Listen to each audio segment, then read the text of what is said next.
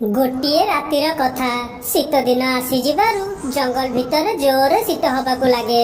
सबु पक्षी माने शीतरे थरु थांती। शीतरु रक्षा पाइबा पई काहा पाखरे किछि भी उपाय न थाए।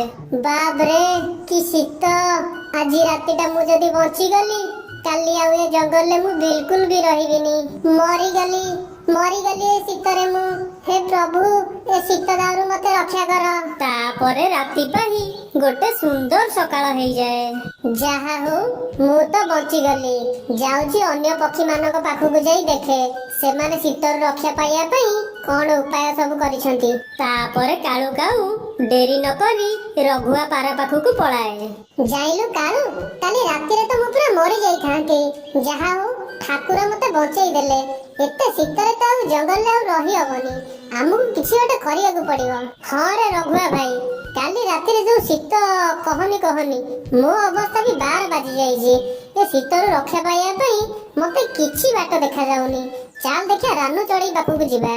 ए शीतर रक्षा पाइया पई ता पाखरे किछि ना किछि बाट थिबो। तापरे रघुआ आउ काळू काऊ बहुत आशा नहीं रानू चढ़ई पाखकु पळई जांती। जाइलु रानू एबेठु जेंती शीत पड़िलानी ए जंगल ले रही हबनी। आमे जदी किछि बाट न करिबा आमे तो सब छटपट ही मरि जिबा। तू जल्दी किछि गोटे बाट बाहर कर नहले आमे केही बचिबानी। हां काळू भाई मो अवस्था भी सेही परी। काली राति रे तो मु बिल्कुल भी सोई परिनी। एते शीत आगरे जंगल ले केबे भी हेई नथिला। अच्छा रानू मीनू चढ़े कहीं देखा नहीं। एते शीतरे मीनू चढ़े निद भांगिनी बोधे। अरे रघुआ भाई मते लागुची एते शीतरे मीनू मरी गला बोधे। सेमाने सब मीनू विषय रे एम्ति कथा होथांती। मीनू चढ़ई उड़ी उड़ी सेमानक पाखकु पळई आसे। ओहो केते जोरे शीत होउची। मु तो काली राति रे बिल्कुल भी सोई परिनी।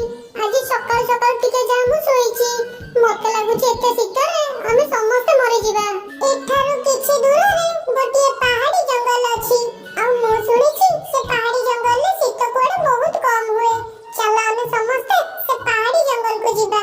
आ शीत दिन सरी गला परे ए जंगल को फेरी आसीबा। हां रानू तू ठीक कहिछु। चला समय नष्ट न करी से पहाड़ी जंगल को एबे बाहरी जिबा। तापरे समस्ते से पहाड़ी जंगल को जांती। और से पहाड़ी जंगल रो गोटे गछ ऊपर बसी पड़ंती। काळू भाई हमें बहुत बाट उड़ी के आसिलेनी। हम समस्त को डेना को भी कष्ट हेलानी। चलो किछि दाना खाई एठारे किछि समय विश्राम नबा। तापरे पहाड़ी जंगल को उड़ी जिबा। हां रानू मो डेना को तो बहुत कष्ट हेलानी। किछि